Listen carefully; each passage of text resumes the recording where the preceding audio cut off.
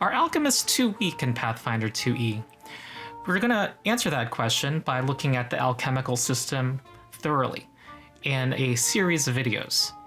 The reason for this view, and it's a widely prevailing one about alchemists, is that there is no clear precedent for them in other high fantasy RPG systems. I call them the red-headed stepchild of the system.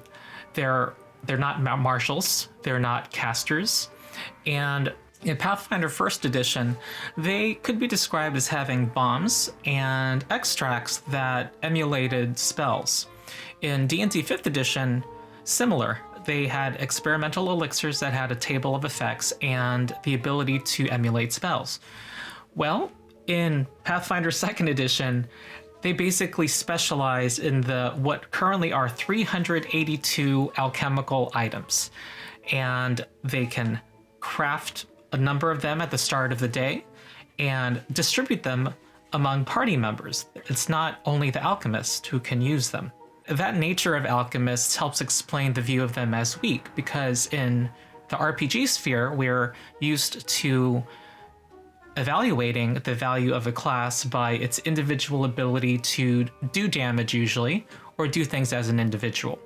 But the alchemist is the anti-solo class, because they're able to give out the items that they make among their party members in order to adapt to a wide variety of situations. So in cases where monsters have a weakness to a specific kind of damage, or are invisible, or have some other special ability, the alchemist is a force multiplier for the party.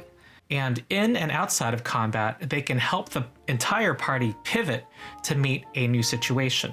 The bombs that alchemists can make are martial weapons, and any martial character or any other character who takes the right feat can throw them just as well, if not better, than the alchemist. This video is useful to parties that don't have an alchemist also, since many of the alchemical items are common and can be found or purchased easily.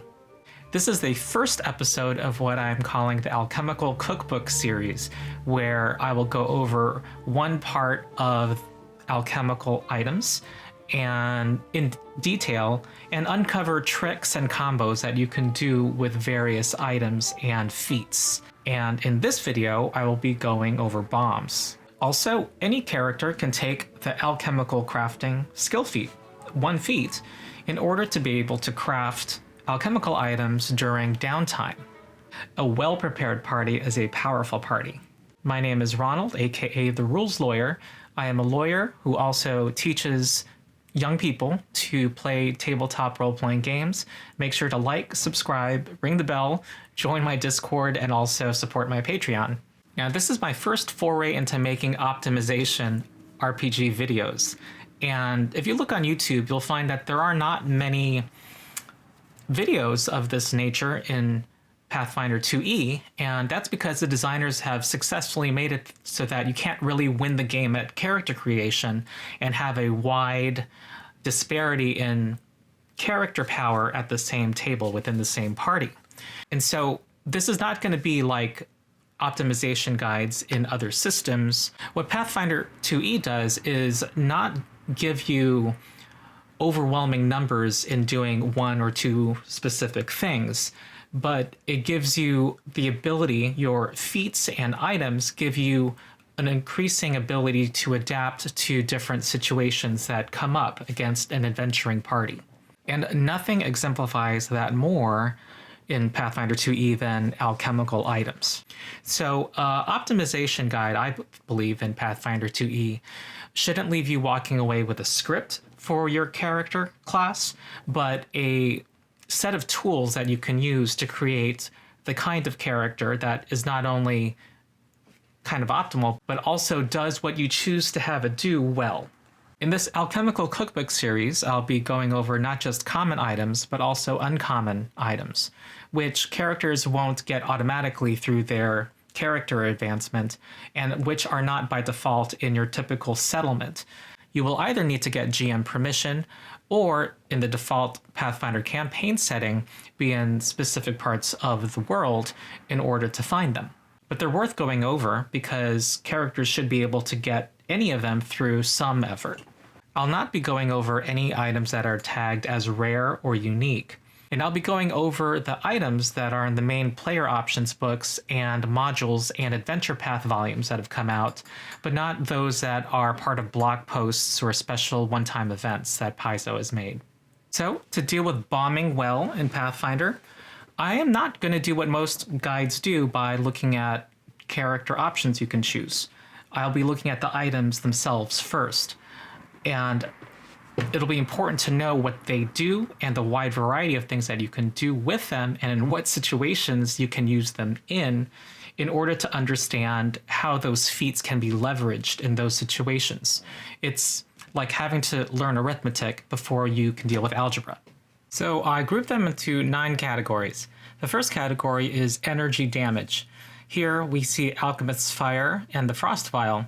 Many monsters in Pathfinder 2e have weaknesses to specific damage types, and the way weaknesses work is that even if the amount of damage you deal is 1 point of damage, they get an additional X amount of damage, whether that's 15 or 20, of that same type at the same time. Also, the way that bombs work, you can still deal its splash damage on an enemy when missing on your attack, so long as it's not a critical failure. So when you are throwing bombs and suffering from the multiple attack penalty because it's your second or third attack that round, these bombs are quite likely to still trigger that weakness. Alchemist's Fire, not only being one of the more damaging bombs, also does persistent fire damage. Persistent damage is great because the monster takes it at the end of each of their turns, and then they roll a d20, and they have to get a 15 or higher for it to go away. And I've seen in many games a particular instance of persistent damage last 5 or 6 rounds. And if you have a creature, and there are many of them in Pathfinder, that has a weakness to fire, you get to trigger that weakness every round that the persistent damage persists. The Frost Vial, while doing a little less damage and not doing persistent damage, does cold damage, which is great against certain enemies, and also slows down their speed temporarily. The second category is physical damage bombs, and none of these are common. You need to get access to them. The Mud Bomb does bludgeoning damage, and on a critical hit also dazzles an enemy until the start of your next turn. Great against the boss because that negates hits and critical hits. It's an uncommon bomb from the Quest for the Frozen Flame Adventure Path, our first bomb from that one, and it's assumed to be available to people who have to survive in harsh, wintry environments. This is great if you need to do bludgeoning damage, such as against skeletons. The Pesh Spine Grenade is uncommon and is based on a cactus, and it does piercing damage. And what's great about it is that if it does a direct hit, it makes the target stupefied for a round. This is great against enemy spellcasters because it can foil their spellcasting. Next is the Twigjack Sack, also from the Quest for the Frozen Flame, an uncommon bomb. This does piercing damage and does a bleed persistent damage. The third category does types of damage that are great against certain kinds of evil enemies. First is the Ghost Charge, which does positive damage. That's the kind of damage that harms the undead, and a number of undead have weakness to positive damage or are more vulnerable to it. And it also weakens them, enfeebles them for a round. Next is the Alignment Ampoule. This is an uncommon item from the Pathfinder Society book. But if you can get it, it's great. It does alignment damage. So if you expect fiends or other monsters that have a weakness to good damage or weakness to any other kind of alignment damage, such as chaotic or lawful or good damage, then it's great to have these. So for both of these bombs, imagine throwing it in a group and splashing it and triggering all of their weaknesses at once. The next category does strong persistent damage, and you'll want to hit this against tough enemies early in the fight so that it does a lot of damage over the course of the whole battle. First is the Acid Flask, which does only 1 point of damage on a direct hit, and then it splashes. But when that creature's next turn ends, does a significant amount of acid persistent damage, and that sticks on until they can get rid of it. The Blight Bomb does poison damage and does more damage up front and does a little less persistent damage, but it's also another great source of ongoing damage. The The next category is pretty useful, and I call them the debuffing bombs. These are the bombs that are great against very tough enemies and especially against bosses. One great thing about debuffing bombs is that bosses, things that are higher level than the party, tend to have really good saving throws. And what you need to do with a bomb to get its debuff ability is you need to hit the enemy.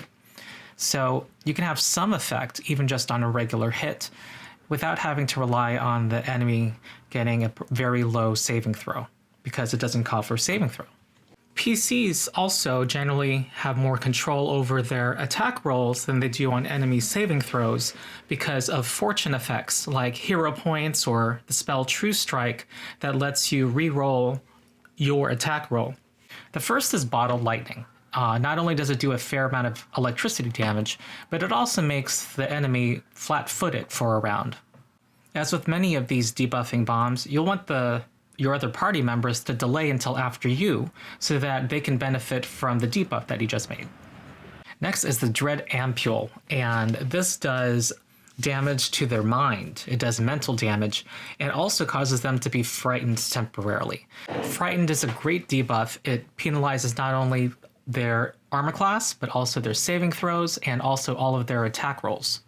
Next is the Necrotic Bomb, which does negative damage, meaning it harms living creatures. This is our counterpart to the Ghost Charge.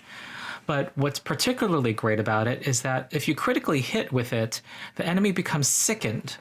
Sickened 1 using the lowest level, but up to Sickened 4 using the highest version of this bomb.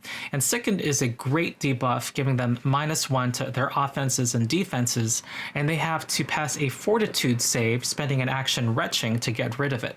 In the case of Sickened 4, all they can do is lessen the value of that debuff by retching, and this is a very powerful debuff. I suggest putting this in the hands of a martial character who are more accurate with bombs than alchemists are, and try to shoot for that critical hit. Next is the Sulfur Bomb. It is uncommon. It does modest acid damage, and it also gives them a -1 on their attacks for a round, and if you can critically hit with it, it does make them sickened. This penalty from sickened also applies to your saving throws to try to remove the sickened condition, so it can be quite nasty. Then there's the Tallow Bomb, and this is made of animal fat. This is another uncommon bomb from the Frozen Flame adventure path, and it does fire damage on a hit, and it does persistent fire damage, and the stench of the burning animal fat causes the enemy to be sickened 1 until the persistent damage goes away. Quite a good bomb. This next category of bombs is to slow down an enemy. And this is great for 2 situations. One, if you want to spring attack, go in, hit the enemy, and go out, you force that lumbering, slowed down giant to have to use another action to reach you. Also useful in chase situations to slow them down for a whole round while your party members pursue it. Another thing you can do if your party has strong ranged abilities is to prepare an ambush and to kick it off by having a stealthy character sneak up to an enemy with one of these bombs to slow them down at the start of combat. First is our Frost Vial, which slows you down in addition to doing significant cold damage. Then there's the Tanglefoot Bag, which is better at slowing people down, but also if you can critically hit with it, you stick them to the ground where they're at, and they have to spend 3 actions to get rid of it or try to escape against its DC in order to continue on. Can definitely stymie an escape attempt. And if you critically hit a flying enemy with it, you cause it to fall to the ground, and that is great for flying enemies. The Pernicious Spore Bomb is another uncommon bomb from the Frozen Flame adventure path, which does 1 point of poison damage, but then it does persistent piercing damage as it grows into the target, but also causes some of the area around the enemy to become difficult terrain. The next category is great against casters. First, there's the Thunderstone, which does a 10-foot radius of a bang and causing them to do a Fortitude save, which casters tend to be worse on than other creatures, or be Deafened, which forces them to do a flat check in order to cast their spells for a round in this case. This at least affects spells that have verbal components, which is the vast majority of them. This is great against casters to prevent them or make them hesitant to want to cast a spell. Vexing Vapor can be pretty devastating for a caster because, okay, it does a little bit of damage, but it makes them have to do a DC 5 concentrate check in order to concentrate, and that includes the vast majority of spells for 1 round. But if you can get a critical hit against such a caster, that is true for a minute. Spellcasters in 2E also tend to have lower armor classes than other creatures, and so critically hitting them is not out of the question. And put this in the hands of a character that's particularly accurate with bombs, such as a martial character. The next category is actually better thrown on allies. It's the water bomb. It's an uncommon item, also from the Quest for the Frozen Flame Adventure Path, but it's very useful for party members who are on fire or taking persistent acid damage. Throw the water bomb on them. They take only a little bit of damage, but they get an immediate check to get rid of that persistent damage, and it's considered an assisted check. So it's essentially effectively a +5 on that check. Very useful since persistent damage causes a good number of deaths in Pathfinder 2E. The last category is also a single item. It's the blindpepper bomb, and this is fantasy tear gas. It's a level 5 item and maximum range 30 feet, but in a 15-foot radius. You cause them to be blind for a round and then dazzled for a round after that. And if they critically fail, they are sickened and dazzled until they can get rid of that sickened condition. As we know, they'd have to retch. And not a very powerful bomb. It's relatively easy to resist for mid-level and higher creatures, but against low-level creatures, it can be quite effective for a single bomb. So before I move on to the class features of the Alchemist and what feats an Alchemist can take, just want to underline that a party would be aided by having one of every single one of these bombs, their low-level versions, to handle the whole variety of situations that these serve. Why not get a bag of holding that has a bunch of these bombs? And I'll be giving this same advice for all of the other alchemical item videos when we deal with elixirs and mutagens. Then I'm going to comment on some notable class features of the Alchemist. And for Alchemists, it's important to know that you have a limited number of what are called batches of infused reagents at the start of every day. And when you do your daily preparations, you can prepare one batch to make multiples of a particular thing for the day. And you then set aside others that are not being used to pre-prepare, and those can be used at will with one action to create anything within your entire formula book. Low-level alchemists should note that Paizo has errataed the class so that you have 2 signature items at level 1, and when you prepare a batch of that, you get 3 copies of it instead of 2. The Quick Alchemy ability gives the alchemist potential huge flexibility because as you level up, those low-level items, and there are 39 common level 1 formulas, stay the same price. And I did the math. And at level 7, you can use about 10% of your expected wealth gain at that level to have all 39 level 1 common alchemical formulas. And so with Quick Alchemy, you have access to that entire list of items to deal with many different situations, and the series will go over them. Alchemists at level 5 get Powerful Alchemy, which makes it so that the DC, the number you have to beat in order to resist something that they make, scales with your level. So this keeps many of those cheap low-level formulas in your formula book useful throughout your entire adventuring career. At level 1, you choose your research field, and one of them is the bomber research field. It's not necessary to take this in order to be great with bombs. The most important things you can gain as an alchemist for bombing is from your class feats, but still, the bomber gives you abilities that you can't get elsewhere. Namely, to isolate the splash of a bomb you throw to only the direct target so that it doesn't hurt your allies. You can also prepare a batch in the morning to make 3 copies of a bomb instead of 2. And also at high levels, the ability to increase the splash radius of your bombs by 5 feet without having to use a feat. At level 7, they get perpetual infusions, so their quick alchemy ability that lets them use one of their unused batches to make something on the fly that's in their formula book. They get to do this for a couple of low-level items an unlimited number of times per day. And if your alchemist is a bomber alchemist, it can be one of your level 1 bombs. This is particularly useful for bombs that you see yourself using in a wide variety of situations. A solid choice is bottled lightning, so that you can on the fly create something that can make an enemy flat-footed for your allies while doing damage. You might also want to coordinate with your fellow party members. For example, there are some abilities that can give an enemy a weakness to a certain damage type, maybe fire, and in that case you would take Alchemist Fire, which you can trigger an unlimited number of times per day. Those are just a couple of ideas, but as we've seen with just bombs, and this is only for bombs, this video, there's a huge number of possibilities that you can leverage this class feature with. Then your quick alchemy ability, which normally lets you make one item from your formula book on the fly, starts to let you make more items on the fly. At level 9, you get double brew and can make 2 items that must be used before the start of your next turn.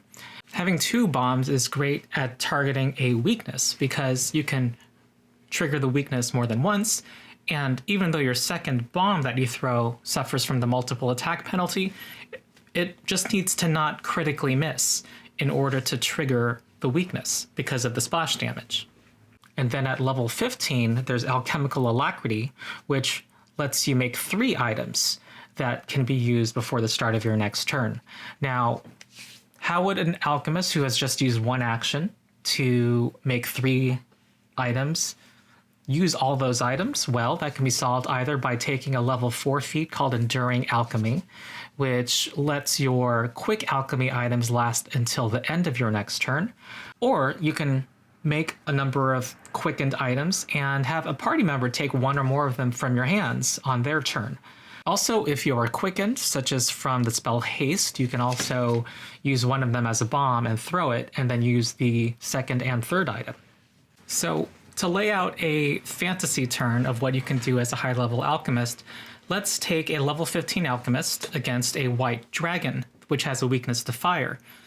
Let's say that alchemist is also hasted, so has an extra action. That alchemist can start with quick alchemy and make 3 bombs. And the first bomb will be a red ampule.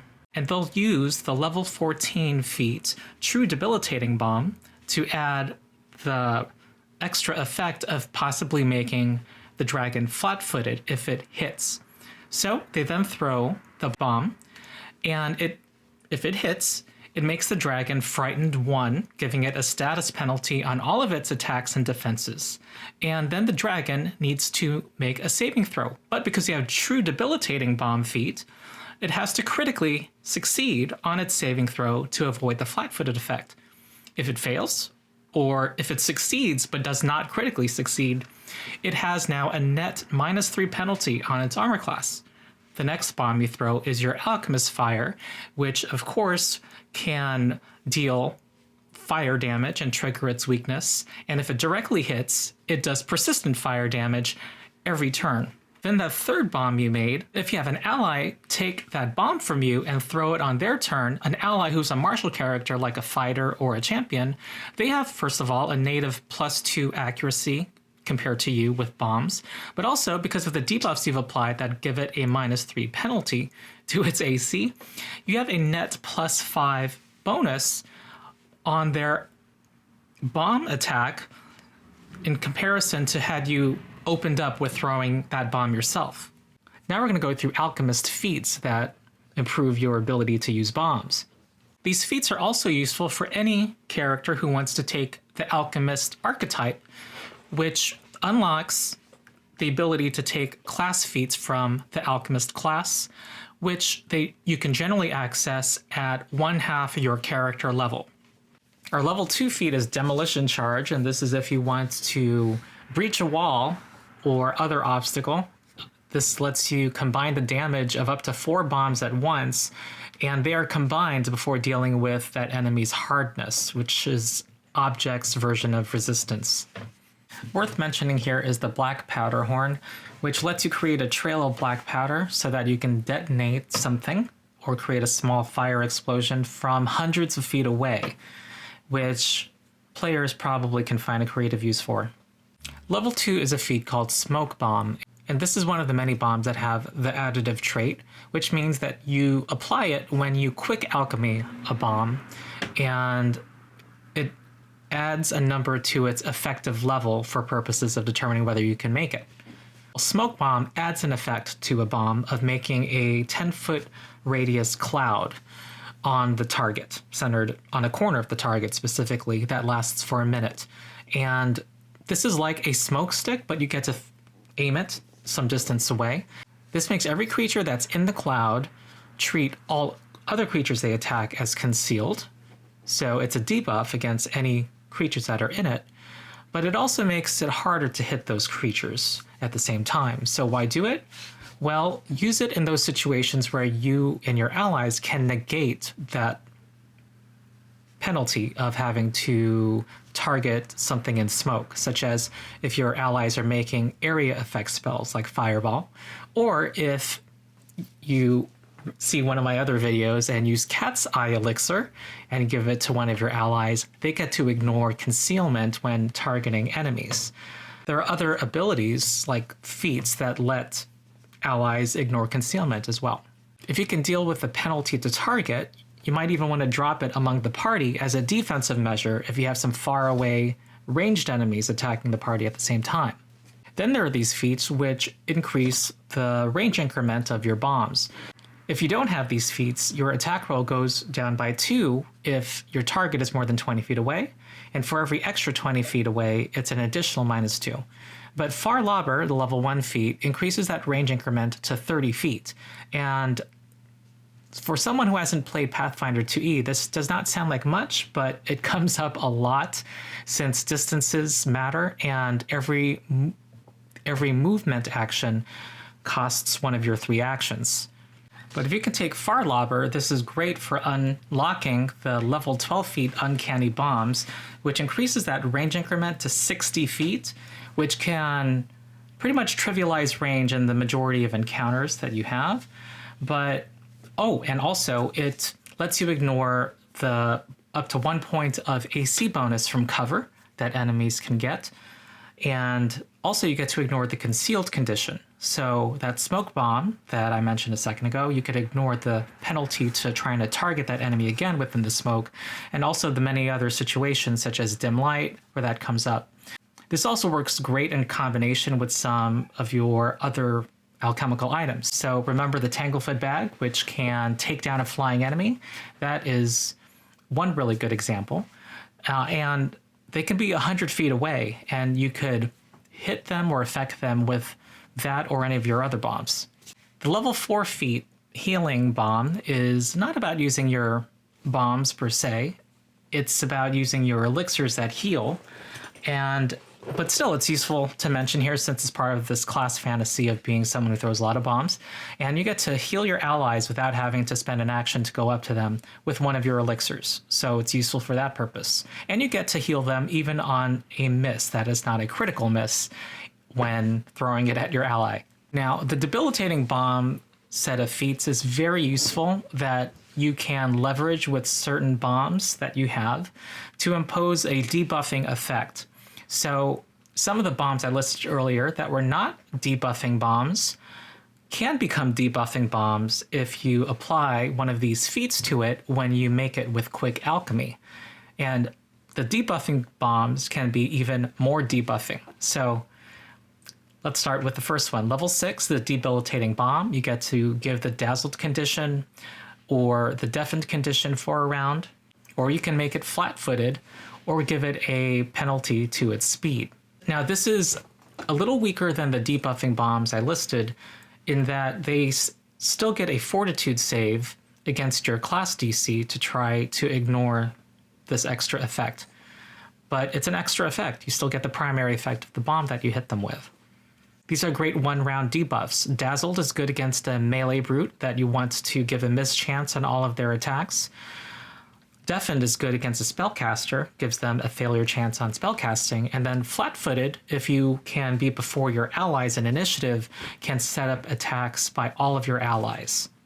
Next is the level 10 feat Greater Debilitating Bomb, which adds the number of things you could possibly apply with your Debilitating Bomb. You get to add the Clumsy 1 condition, which is a penalty on all of its dexterity-based checks and also to its armor class. And since it's a status penalty to AC, this stacks with Bottled Lightning's flat-footed effect. So this is great for setting up even better attacks by your allies. Another effect is Stupefied 1, which lowers its will saving throws, as well as stymies spellcasters, forcing them to make a flat check to cast spells. Also Enfeebled 1, which is a penalty on strength-based characters. Also, the penalty to its speed increases here to 10 feet, so you're further able to create a situation where a stymied melee brute is not able to catch up to your allies who are darting in and out and avoiding its blows. True Debilitating Bomb increases some of these penalties. You can make an enemy Stupefied 2 or Enfeebled 2 and lower its speed by 15 feet. True Debilitating Bomb also makes it so that the first tier of effects from the level 6 feat still apply even if the target has a regular success on its saving throw. So it makes it particularly effective against enemies that it's hard to make fail their saving throws, such as higher level creatures. Perfect Debilitation, the level 18 feat, makes it so that they must have a critical success against any of the previous feats' effects. So it makes your debuffing ability even more powerful at that stage. Notably, you actually don't need, technically, the previous feats to take this, but if you're taking it, you do want to get True Debilitating Bomb, the level 14 feat, to impose Stupefied 2 on a spellcaster, which will have to roll a 7 or higher on a d20 roll every time it casts a spell, and at that point they're casting 9th and 10th level spells. This is something you would want. We're going to go back to the lower levels to talk about Directional Bombs, a level 6 feat, so that you can choose to make a splash not 5 feet around the target, but a cone of 15 feet radiating away from you towards behind the target. Now, I honestly don't know how this can be very useful because it seems like it's only intended to avoid splashing on your allies, but splash damage is not very significant with Alchemist bombs. Alchemist bombs, their effectiveness is usually about triggering a weakness to a damage type. So I honestly am not quite sure how this could be leveraged well. So I leave this open to the comments to add suggestions. Also, if your aim is to trigger weaknesses, why not throw the bomb with its 5-foot radius 1 square behind what you would have hit? I'm not sure. Now, Sticky Bomb is a great feat. It's a level 8 feat, and what it does is when you apply it to a bomb that you make through Quick Alchemy, when you throw a bomb against an enemy and you hit, then the splash damage from that bomb also registers as persistent damage against that enemy. Persistent damage of the same type.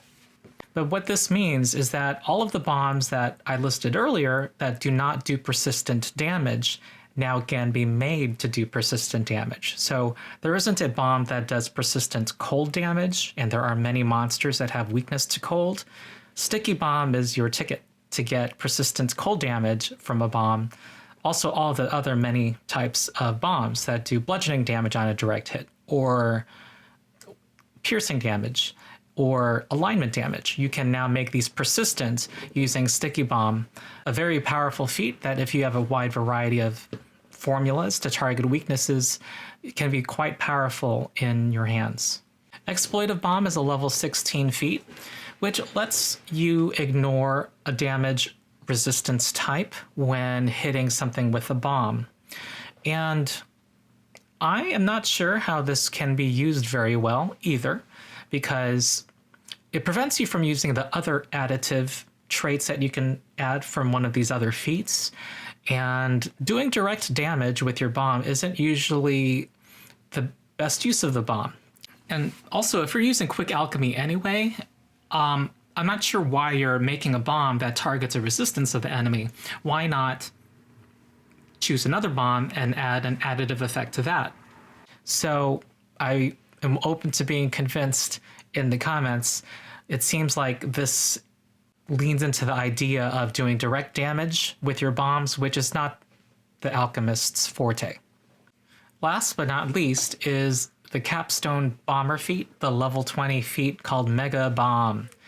And this is what every bomber dreams of. This lets you apply the effects of a direct hit on a target that you hit with a strike with your bomb to every creature within 30 feet of your primary target. They all must make a reflex saving throw against that bomb or be hit with the direct damage of the bomb, the splash damage of the bomb, and also any rider effects such as debuffs or slower speed that come with that original bomb.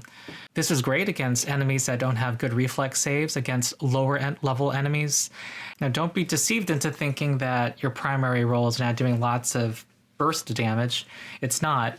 Your allies by level 20 are going to be much better than you at doing a lot of damage to a particular enemy or to groups of enemies. Where you shine here again is your ability to debuff the enemy, impose effects on a whole number of creatures. Also, if you are targeting those weaknesses and can get persistent damage on those weaknesses especially, you're going to give them a bad time with a Mega Bomb. Now, to wrap up our alchemical bombs video, I'm just going to mention a few items that any character, not just alchemists, can take to help in your bombing endeavors. First is the Bomber's Eye Elixir, which helps the drinker become more accurate with bombs if they're throwing lower level bombs at least, and also lets them ignore some cover bonus to AC. Now, well, remember, cover bonus to AC can be from other creatures in the way, even allies. Also, creatures raising their shield, as well as hiding behind the features of the environment. Then there's Alchemist Goggles, which start at level 4, which let that character get a bonus on lower level bombs. It lets them have an item bonus to their attack rolls that makes up for low level bombs for their level. And it also lets them ignore lesser cover, which is the cover provided by creatures. So for an alchemist who wants to throw lots of bombs at enemies who often are going to be behind an ally, this is a no-brainer.